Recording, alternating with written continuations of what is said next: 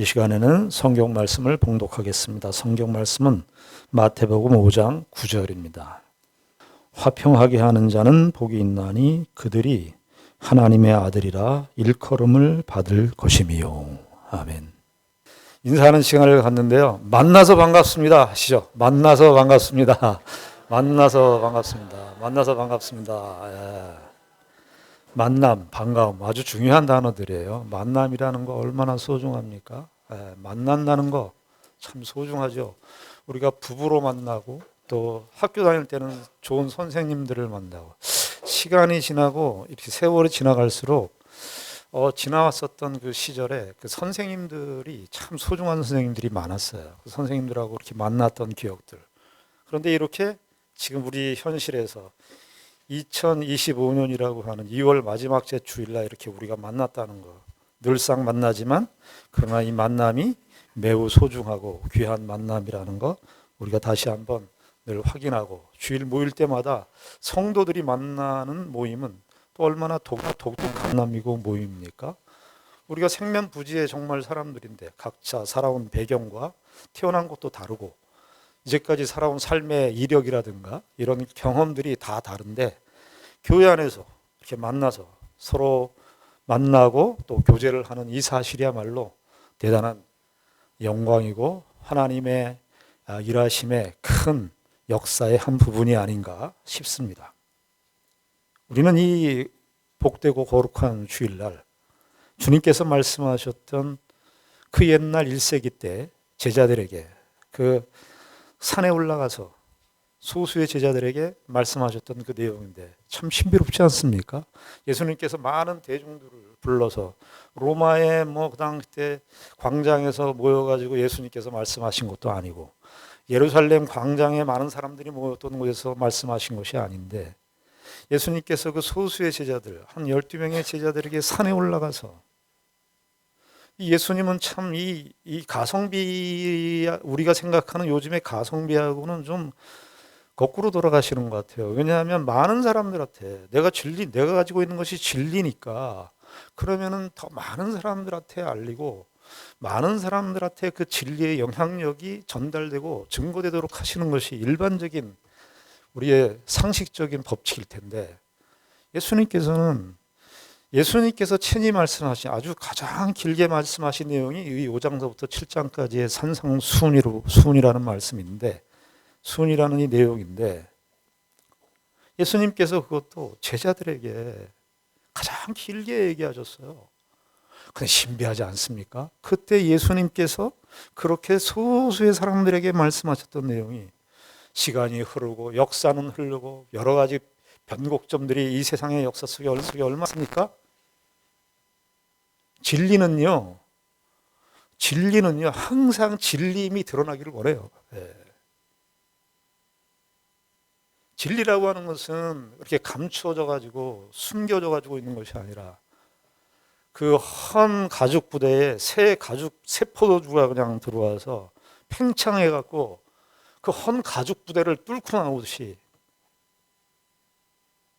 이 세상의 역사가 진행되어 오면서 진리는 언제나 진리임이 드러나는 그 역사를 멈출 수가 없어요. 하나님께서 하나님 되심을 멈출 수 없듯이 하나님께서 말씀하신 진리는 진리의 멈춤을 허락하지 않습니다. 그 1세기 때 그 갈릴리 호숫가의 그 어부들을 데리고 예수님께서 친히 기록도 하시지 않았어요.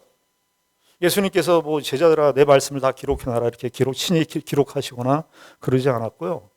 예수님께서 그저 3년간의 짧은 공생의 기간 동안 사시면서 예수님께서 제자들에게 말씀하신 그 내용이 우리에게 지금 전달이 돼서 또 앞으로 오는 세대에 미래의 세대까지 우리가 사는 이 세대를 마감하고 이 시절을 보내고 또 다른 세대들이 또 계속해서 하나님의 말씀은 정말 영원히 살아서 이 세상에 있는 모든 것들은 생성과 소멸을 겪을 수밖에 없습니다. 흙으로 돌아간다 그러잖아요. 오늘 시편에. 흙으로 돌아갈 수밖에 없어요. 생성했다가 소멸, 소멸과 생성을 거듭 반복하는 것이 이 세상의 흐름인데, 하나님의 진리는 꼿꼿이 영원히 그 1.1핵도 변함없이 그 하나님의 말씀은 영원히 살아있을 거예요. 우린 그것을 그 현장 속에 이 역사라고 하는 현장 속에, 우리가 21세기라고 하는 이 현장 속에 우리가 살아서 그 영원한 진리의 말씀에 접촉되는 겁니다. 신비롭지 않습니까? 그런데 예수님께서 그 많은 예수님의 교훈과 또 예수님께서 행하신 그 기적 가운데 이 팔복이라는 말씀, 예수님께서 입을 열어 가르쳐 가라사대, 이것도 아주 굉장히 의미심장한 표현이에요. 예수님께서 입을 열어 가르쳐 가라사대. 5장 2절에 그렇죠. 입을 열어서. 그 입은 우리가 사람들의 입이 아니에요. 우리의 사람들의 입은, 사람들의 말은 우리의 인간의 사고, 아무리 좋은 말도 우리의 지혜를, 인간의 지혜, 인간적 지혜를 벗어날 수가 없어요. 그러나 예수 그리스도는 하나님이시기 때문에 그 하나님의 독생하신 그 하나님이시니까 하나님의 마음을 가장 잘, 성부 하나님의 마음을 가장 잘 알고 계시는 그 하나님께서 말씀하신, 그 입에서 나오는 그런 말씀이니까 그 말씀은 순전하기 이를 데 없고 영원하며 어떤 한 시대의 어떤 상황에서만 써먹는 단편적인 그런 말이 아니죠. 우리가 뭐 과학이라고 하는 것도 굉장히 많이 발견들을 하지만 그 과학이 갖는 것들은 시대적 한계성을 안고 있어요. 1930년대, 40년대 발견됐던 그런 과학적 진리들이 오늘날까지 이렇게 적용된다는 보장이 없습니다. 지금 우리가 발견하는 무슨 기술 문명의 그런 발전들이나 그런 진보들, 그래서 그런 것들을 통해서 확인된 어떤 진리라고 말하는 것들은 앞으로 10년, 20년 가면 어떻게 될지 알 수가 없어요. 그러나 하나님의 진리는 시대와 역사와 우리의 인간의 역사와 삶의 환경과 우리의 조건들이 어떤 변화와 역사의 과정을 거친다 할지라도 전체적으로 인류 역사의 경험과 그런 상황들이 어떤 역사가 펼쳐진다 할지라도 진리는 진리예요. 그리고 우리 한 각 개인이 어떤 삶의 그런 우여곡절을, 희노애락을 겪든지 간에 진리는 진리로서 우리에게 끊임없이 다가올 것입니다. 예수님께서 이 팔복의 말씀 가운데 우리가 지난 시간까지요 6가지 복에 대해서 살폈습니다. 여러 번 말씀드리지만 성경 말씀은 그 하나의 말씀이라고 해서 그저 간단하게 이해하고 넘어가는 우리의 그냥 문자적 이해, 낱말 이해, 이 정도의 수준의 범주에서 넘어가는 진리가 아니에요.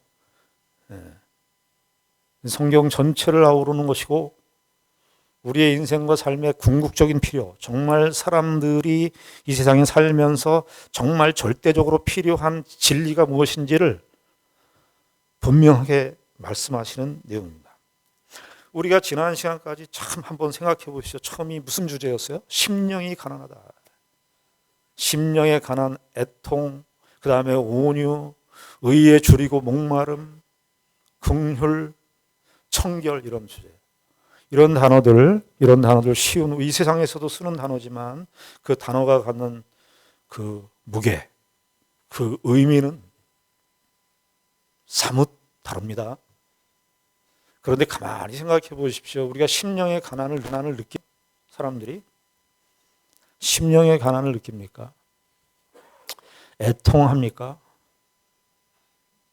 네 번째 복인 의에 줄이고 목마르다 하는 거, 의에 줄이고 목마르다 하는 거 정말 우리가 의에 굶주립니까? 우리가 이 굶주림이라고 하는 거 60년대, 70년대 우리나라가 해방되고 일제 강점기를 지나고 해방을 해서 제일 맞닥뜨린 현실이 뭐였는지 아세요? 가난이었습니다. 가난. 그런데 그때 우리 선배 신앙인들이 그때 신앙이 더 좋았던 것 같아요. 왜냐하면 정말 그때는 굶주렸어요. 물질적으로도 굶주렸어요. 경제적으로도 너무너무 가난했어요. 핍절하기 짝이 없습니다. 초근목피라는 말 들어보셨습니까? 나무 껍질을 벗겨서 먹고 살아야 되는. 조금만 그 가난이 더 진행됐었으면 정말 사람이 사람을 잡아먹어야 되는 그러한 현실이 우리에게 닥쳤을지도 모를 엄청난 가난의 현실에 우리가 놓여 있었습니다. 그런데 그때요, 신앙도 좋았습니다. 우리 선배 신앙인들, 우리 한국교회 초대교회 우리의 신앙인들이 정말 의에 굶주리고 목마른다는 말이 정말 무엇인지를 실감했었어요. 하나님의 나라를 그렇게 사모했어요. 하나님을 그렇게 구했어요. 이상하게도 우리의 물리적 형편과 신앙적, 영적 형편이 저는 비례하는 것 같아요. 그런데 80년대 지나고 90년대 지나서 우리가 지금 잘 살게 되었습니다. 잘 살게 됐다고 하는 것이 각자의 형편에 따라 그게 차이가 있겠습니다만은 우린 지금은 하나님에 대해서 굶주려하지 않습니다.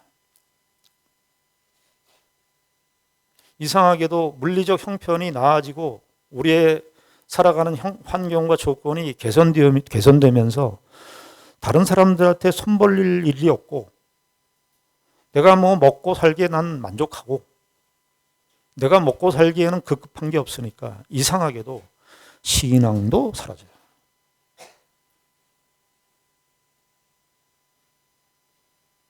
그래서 사람들하고의 관계가 참 어렵습니다. 서로 자존심 세우기 바쁘고 자존심에 침해가 오면 견디지 못하는 그런 시대가 되었죠. 근데 성경은 우리의 그런 정서적 흐름, 우리의 그런 환경적 흐름과 상관없이 어떤 의미에서 상관없다라는 표현보다 그걸 다 알듯이 우리에게 말하는 거예요. 의에 줄이고 목말라야 된다. 그리고 이제 5번째 복부터는 뭐라고 그랬어요? 그 4번째 복까지는 하나님께서 우리에게 즉 그리스도의 은혜로 하나님의 은혜로 우리가 하나님의 자녀가 되었는데 너희들 어떤 존재가 됐는 줄 아느냐? 그런 존재가 되었다. 너희 하나님의 의가 너희에게 덧입혀졌다. 근데 그 하나님의 의를 보니까 그 의가 우리에게 즉 의라고 하는 말은 구원이라는 말로도 될 수 있고요. 영생이라는 말도 될 수 있어요. 천국이라는 말도 될 수 있어요. 그런데 그 의, 구원, 생명, 영생, 하나님의 나라가 우리에게 입혀졌는데 가만히 알고 보니까 그게 하나님의 긍휼하심의 결과였어요. 그러니까 당연히 이 하나님의 은혜를 경험한 사람들에게 1차적으로 일어나는 현상은 뭐냐면 긍휼히 여기는 일들이 일어나야 된다고 말씀드렸습니다. 그리고 나서 지난주에는 우리가 무엇을 배웠습니까? 마음이 청결한 자. 여러분 이거 항상 이렇게 기억하셔야 됩니다. 이 팔복에 있는 말씀들은요, 우리가 원래 자연적으로 생성할 수 있는 것들이 아무것도 없습니다. 자연인으로 이 세상에 태어나서 심령의 가난함을 느낄 수 없습니다. 자연인으로 태어나서 하나님의 의에 굶주릴 수 있는 사람이 없어요. 이건 하나님의 은혜의 빛이 들어와야 우리에게 드러나는 현상이에요. 그래서 우리가 이 마음이 청결한 자라고 얘기할 때 먼저 항상 그 반대의 사실을 전제해야 된다고 말씀을 드렸습니다. 청결의 반대말이 뭐예요? 청결의 반대말. 너무 어려운 질문입니까? 청결의 반대말 불결이죠. 여러분 청소해 보셨잖아요. 청소 안 하시면 불결해요. 집안이 불결해요. 그러니까 우리는 심령이 마음이 청결한 자 이렇게 예수님께서 말씀하셨지만 그 전에는 우리가 무슨 사실이 존재되어 있냐면 우리는 불결해요. 죄악이 우리는 그냥 튀어나오는 것이 죄예요. 죄 문제인데 이 죄로 말미암아 우리가 오염되었어요. 아주 불결해졌어요. 여러분들 그 거울을 보면서 우리 몸에 내 얼굴에 이런 거를 보지만 정말 진정한 거울을 봐야 돼요. 무슨 거울? 하나님의 거울을 봐야 돼. 하나님의 거울. 하나님이라고 하는, 하나님의 말씀이라고 하는 거울 앞에 자신을 비춰봐야 내가 내 안에 무엇이 있는지를 보게 되는 거예요. 그래서 이 말씀은 당연히 무슨 사실을 전제해야 되느냐 하면은 마음이 불결합니다. 그런데 그리스도께서 오셔서 우리를 드디어 거룩한 존재, 청결이라는 말과 거룩이라는 말이 같은 의미로 쓰였습니다. 그러니까 거룩이라는 말하고 같이 이해하시면 좋아요. 우린 거룩하지 못했는데, 거룩이라는 말은요, 윤리적으로 도덕적으로 산다는 그런 얘기가 아니에요. 착한 생활, 슬기로운 생활, 바른 생활, 그 얘기가 아닙니다. 거룩은 그 거룩의 원천이신 하나님을 만나는 거예요.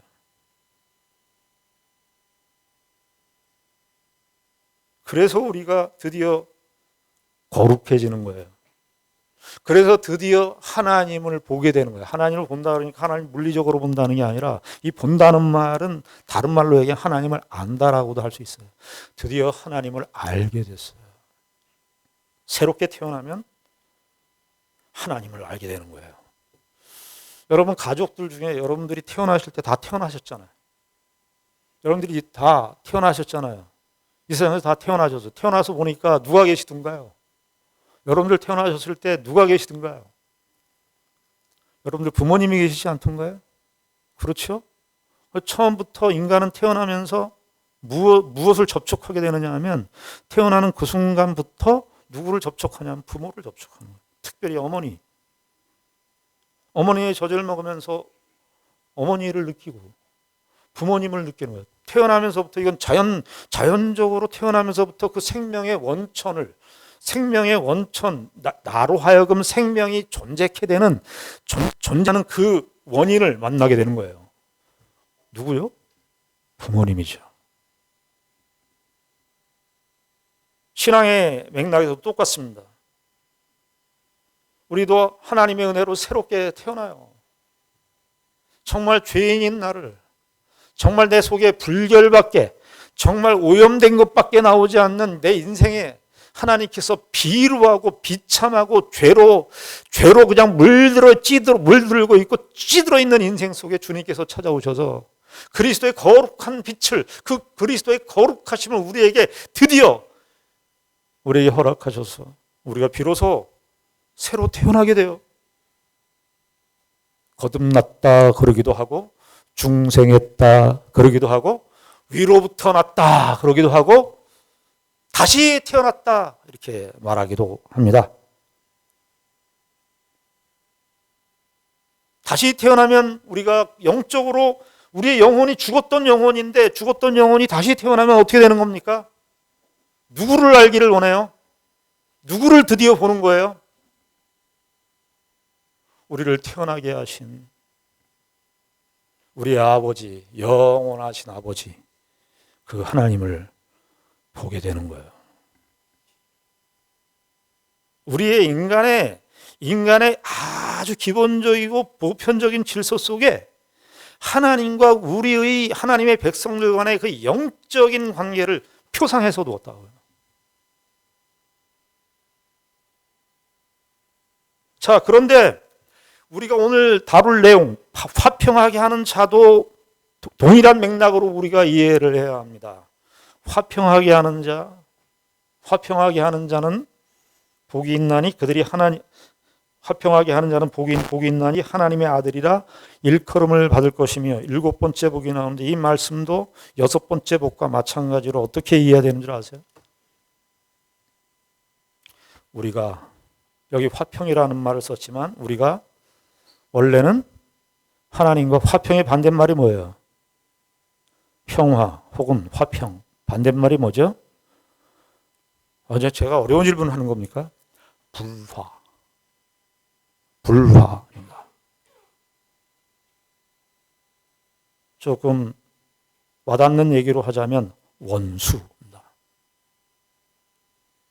우리가 그리스도의 은혜로 화평하게 됐는데, 그리스도의 은혜가 들어오기 전에는 여섯 번째 복에서는 그리스도의 은혜가 들어오기 전에는 우리가 불결한 자였다면, 여기 화평과 관련해서는 예수 그리스도의 은혜를 경험하기 전에는 우리가 누구와 원수되었는지 아세요? 하나님과 원수되었어요. 하나님과. 예수 믿기 이전에는요, 나는 하나님은 나 싫어하지 않았는데요. 내가 하나님하고 나 원수라고 말한 적이 없는데요. 그런 차원의 원수가 아니에요. 우리는 죄인으로 태어나면 하나님은 죄인과 같이 있을 수가 없어요. 하나님은 거룩하신 분이기 때문에, 하나님은 의로우신 분이기 때문에, 하나님은 온전히 거룩하고 온전히 의로우신 분이기 때문에 죄인과 같이 할 수가 없어요. 그래서 이것은 자연 발생적으로 원수관계가 되는 거예요.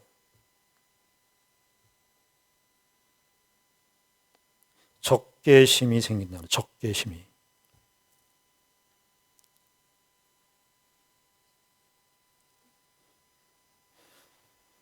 우리가 태어나면서 말이야, 우리가 살면서 사람들이 그런 말을 합니다. 부모들이 자식을 키우면서 제일 부딪히는 현실이 뭐죠? 자식들이 말을 안 들어요. 말을 안 들어요. 왜 그래요? 내 몸에서 난 자식인데, 내 자식인데, 자식이 내 말을 안 들어요. 평생 부모가 자녀를 교육시키면서 자녀 교육의 핵심이 뭐죠? 부모에게 순종하는 교육을 시키는데 너무너무 어려워요. 왜 그렇죠?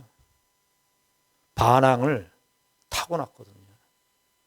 아이들이 태어나면서 부모도 배우지만, 아버지, 어머니 이 말도 배우지만 그 다음에 무엇을 배우죠?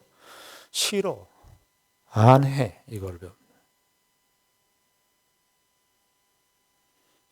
저와 여러분들은 신앙생활 하시면서 예수를 믿어도 마찬가지예요. 우리의 이 하나님에 대한 반항의 정서는 예수를 믿고 신앙생활 하면서도 나옵니다.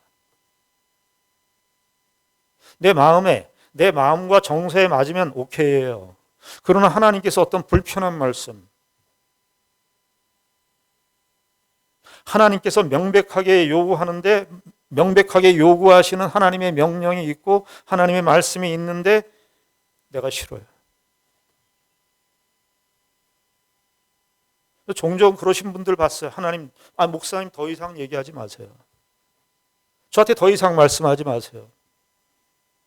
저는 여기까지가 다입니다. 거기에는 그냥 목사님의 말씀에 대해서 그냥 이렇게 거부하는 정도가 아니라 그 밑바탕에는 하나님에 대한 부부의 정서, 적대감의 정서가 있는 겁니다. 우리가 하나님과 원수 되었습니다. 자, 그런데 좀 더 범위를 넓혀서 하나님과 원수 되었어요. 아담과 하와는 하나님 앞에 범죄해서 하나님과 원수, 척을 지게 됐어요. 자, 그런데 거기서만 끝납니까? 창세기 3장이 하나님과 원수된 상태, 화평이 깨진 상태인데 하나님과 원수된 상태가 하나님과 원수된 상태로 국한되고 끝입니까? 바로 이어서 무슨 현상이 일어나죠? 아담과 하와가 서로 미워합니다. 미움. 그러니까 이 화평케 한다는 말은 사실은 굉장히 의미 있는, 예수님께서 이 역사 전체를 다 가름하는 말씀이에요. 이 말씀이. 화평케 한다는 말은 그 전에 갈등과 분열이 전제되어 있다는 거예요. 근데 그 갈등과 분열, 싸움, 이것들이 어디에서 비롯되느냐? 하나님과 원수되어서 그렇다는 거예요. 그런데 하나님과 원수된 이 관계는 하나님과 원수된 관계로 끝나는 것이 아니라 사람과 사람 사이에 원수가 되는 거예요. 그리고 사람과 삼중적으로 일어나죠. 사람과 자연이 원수가 돼요. 로마서 8장에 보면은요, 피조물이 탄식한다고 합니다. 피조물이. 이 세상의 자연 만물이 하나님께서 만들어 놓으신 이 피조물이 탄식한다는 거예요. 뭐 때문에? 우리의 죄 때문에. 하나님과 우리가 원수된 것이 하나님과 원수의 끝이 아니라 인간 사이에서 다 갈등과 분열이 화평이 깨지는 질서가 우리 안에 들어와 있는 현실이라 그 말이에요.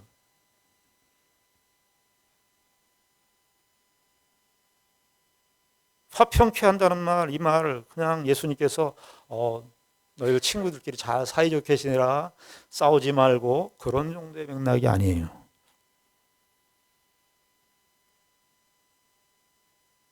여러분, 최초의 살인이 언제 일어났어요? 최초의 살인이 언제 일어난 겁니까? 가인이었어요. 가인. 그 가인, 창세기 4장에 보면 가인이 하와가 가인을 낳으면서 여호와께서 등남하셨다 했던 그 가인이었어요. 그 가인이 자기 형제, 자기 동생을 순간 살인이 아니에요. 그냥 순간 충격적 살인이 아니에요. 미움이 가득해서 죽인 거예요. 여러분, 우리가 그런 말 많이 쓰죠. 증오, 혐오, 이런 말을 많이 써요. 그런데 제가 요즘에 한문을 자꾸 보게 되는데요. 이 증오라는 말이 매우 미워함이에요. 매우 미워함.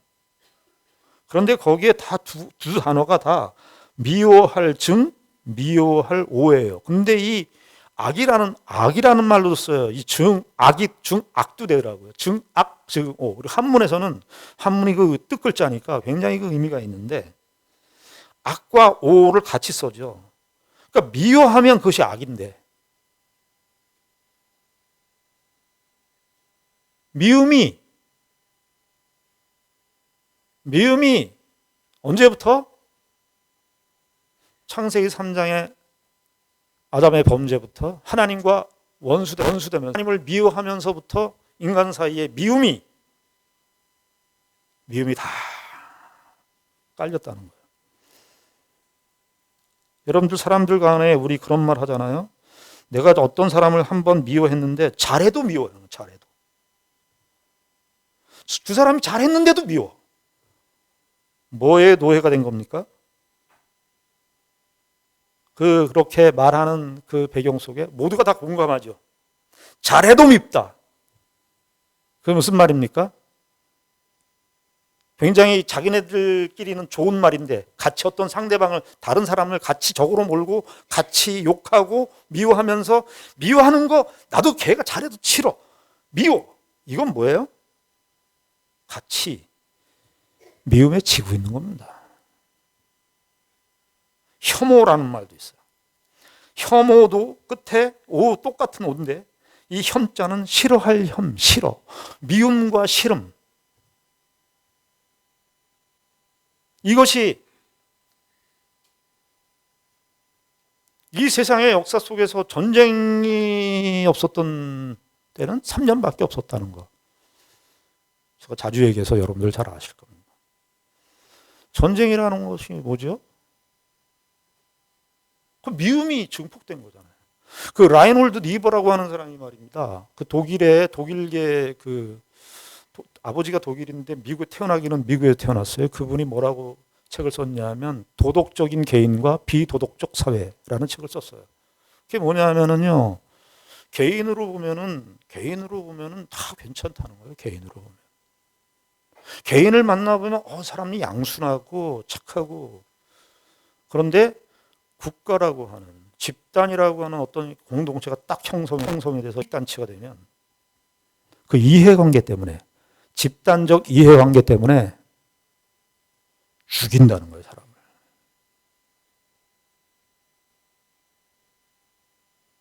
이걸 어떻게 할 거냐, 그걸.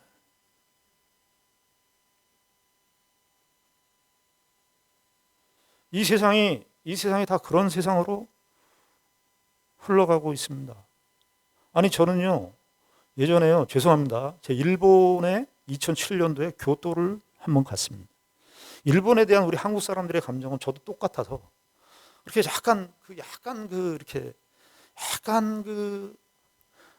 안 좋잖아요. 조심스러운데. 반일 감정이 남아있죠. 그런데 제가 아침에 좀 일찍 일어나는 스타일이라 아침에 일찍 일어나서 숙소에서 일찍 일어나서 말이죠. 길을 이렇게 나갔는데 그때 한 80대 초반이나 중반이나 이 연세는 제가 잘 모르겠는데 노인이신데 아니 아침 7시인데 말이죠. 배수로가 있어요. 도로에 배수로가 있는데 배수로 거기에 보면 배수로를 덮는 덮개 있지 않습니까? 녹슬어든 쇠를 그걸 열심히 닦는 거예요. 제가 그래서 무슨 생각을 가졌냐면은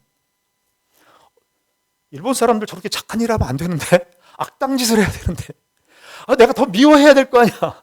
악당 짓을 해야지 미워하지. 그런데 보니까 이게 공무원도 아닌데 아니 세상에 저렇게 우리나라에서 그런 일을 본 적이 없었어요. 공무원도 아니신데 한 지역의 주민이신데 이실 텐데 거기서 배수로를 열심히 그 녹을 닦아내고 계시는 그 모습을 보면서 원수여야 되는데 원수 땅짓을 해야지 왜 이렇게 갑자기 착한 일을 하는 거야. 요따오 생각을 했죠. 한 개인은 훌륭해요. 그런데 그 일본이 지나온 역사 속에서 대동아 공영 전쟁을 일으켜서 수많은 사람들을 죽였습니다. 독일의 나치가 1, 2차 세계대전을 하면서 수천만 명을 죽였습니다. 우리가 사는 이 세상 정말 예수님께서 말씀하신 이 말씀이 이렇기 때문에 그리스도인들은 더 중요한 책임을 갖는 거예요. 여기서 화평케 한다 이 말이요. 이 영어 성경을 보니까 다 피스메이커로 했어요. 제가 이 피스메이커라는 말을 자주 써가지고 저는 이렇게 거부감이 있는데 제가 그래서 독일어 성경을 좀 봤어요. 독일어 성경을 보니까 이 독일어 성경은 조금 제 마음에 와닿는 번역을 했더라고요. 그게 뭐냐면 독일어 성경은 이렇게 번역을 했어요. 화평을 위해서 애쓰는 사람. 평화를 위해서 수고하는 사람이에요. 피스메이커 하면 평화를 만들어내야 되잖아요. 어떻게 만들어내? 이 세상에. 그러면 다 손을 놓게 돼. 어떻게 저와 여러분들이 교회 생활하면서도 누가 만약에 A라는 집사, B라는 집사가 사이가 안 좋아. 중간에 서서 사이를 이렇게 정말 사이를 이렇게 손붙잡고 화해하게 만드는 거 너무너무 어려워요.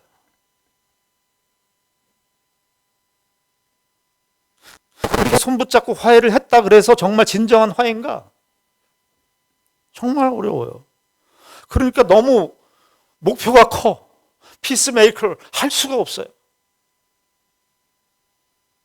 그런데 독일어 성경은 조금 우리에게 현실적인 그 신자의 어떤 그 현실을 좀 염두에 둔 표현인 것 같아요. 평화를 위해서 애쓰는, 화평을 위해서 애쓰는.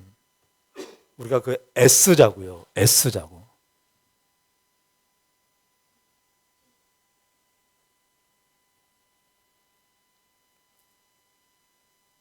평화를 위해서 애쓰는 사람. 이렇게 하려면요. 저와 여러분들이 말이죠. 두 가지가 성립이 돼야 됩니다. 현실에서. 평화를 위해서 애쓰려면 두 가지가 성립이 돼야 돼요. 첫 번째는 뭐냐 하면요. 상대방에 대해서 순수해야 됩니다. 상대방에 대해서 순수하라는 말은 그냥 순진하게 철없이 이런 얘기가 아니라 그 사람의 이제까지의 과거, 어저께 내가 나한테 했던 상처 주는 말이라 할지라도 어제의 일들은 다 잊어버리는 거예요. 자꾸 생각이 나죠? 그걸 싸움하셔야 돼요. 예수 그리스도께서 말이죠. 예수 그리스도께서 이 땅에 오셔서 우리에게 무슨 일을 하셨냐 하면 바로 그 미움을 죽이셨어요. 미운 대상을 죽인 게 아니라 그 미움을, 증오를 죽이셨다고요. 미움을 죽이셨다고요. 미운 죽인 게 아니라 무엇을 죽이셨다? 미움을 죽이셨어요.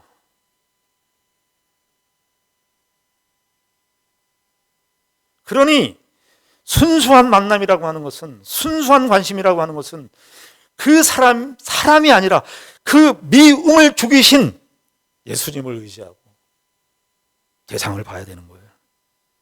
힘든 거 합니다. 그거 해야 됩니다. 그리고 두 번째 조건은 뭐냐면 지속적으로 만나야 됩니다. 우리가 화평을 이루는 방식입니다. 화평을 애쓰는 방식입니다. 순수한 관심과 뭐라고요? 두 번째? 지속적인 만남. 지난 수요일 날 요한복음 강의했는데요. 요한복음 13장에 베드로가 묻습니다. 주님에게. 주여 어디로 가시나이까? 쿠어바디스예요. 쿠어바디스 라틴말로. 쿠어바디스. 주여 어디로 가시나이까? 예수님께서 근데 그 유명한 우린 주여 어디로 가시나이까? 이 말만 아주 중요하게 생각하는데 예수님께서 그 다음 하신 말씀이 굉장히 의미심장해요. 그 말씀이 뭐냐 하면 지금은 네가 따라올 수 없지만 후에는 따라온다는 거예요. 지금, 후에. 지금은 따라올 수 없지만 후에는 따라올 거야. 그리스도인들이 화평을 이루기 위해서 지속적인 만남이 왜 필요하냐? 후에는 내가 그 사람을 바꾸는 것이 아니라 하나님께서, 후에는 지금은 아니지만, 지금은 형편없지만, 지금은 못났지만, 지금은 답이 없는 것 같고, 지금 어떻게 사람이 저럴 수 있어? 그럴 지금이지만 후에는 따라온다고요, 그 사람이. 왜 하나님의 일하심을 우리가 왜 안 믿어요? 하나님께서 우리의 인생 속에 변치 못할, 변하지 않은 나 같은 사람을 변화시키시는데, 사도 바울도요, 어떤 사람이었죠? 교회를 핍박하는 사람이었어요.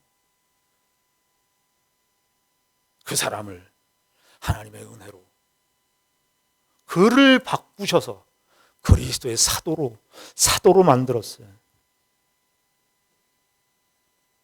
왜? 하나님께서 여러분들이 더 이상 쳐다보기 싫은 사람, 더 이상 같이 이 같은 하늘 아래 살고 싶지 않은 그 사람들에게 하나님이 역사하신다는 사실을 왜 잊으십니까? 에베소서 2장에 보면 그 얘기 나와요. 그리스도께서 우리의 화평을 위했다 이게 아니라 그리스도께서 우리의 화평이시니라. 왜 그 말을 썼는 줄 아세요? 적대감을 죽였기 때문에. 사람을 죽인 게 아니에요. 원수를 죽인 게 아니에요. 그 원수 안에 있는 그 근본적인 미움, 그 적대감을 예수님께서 죽였기 때문에 그래요. 저와 여러분들의 삶 속에서 우리의 많은 날들이 인간관계 속에서 일어나는 그 슬픔과 그 아픔과 그 눈물이 끊이질 않죠. 그러나 애쓰십시다. 화평을 위해서 애쓰십시다.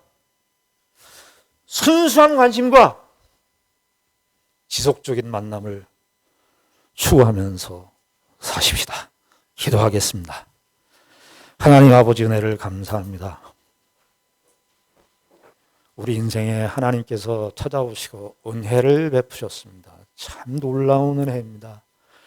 우리의 지금 형편의 영적인 수준으로는 닿을 수 없는 그런 수준이지만 하나님께서 우리의 인생에 인도하시고 간섭하실 것을 믿습니다. 아버지 하나님, 우리에게 은혜를 베풀어 주셔서 신앙생활의 이 삶의 화평을 위한 노력과 애씀을 포기하지 않도록 저희들을 인도하여 주시옵소서. 예수님의 이름으로 기도드리옵나이다.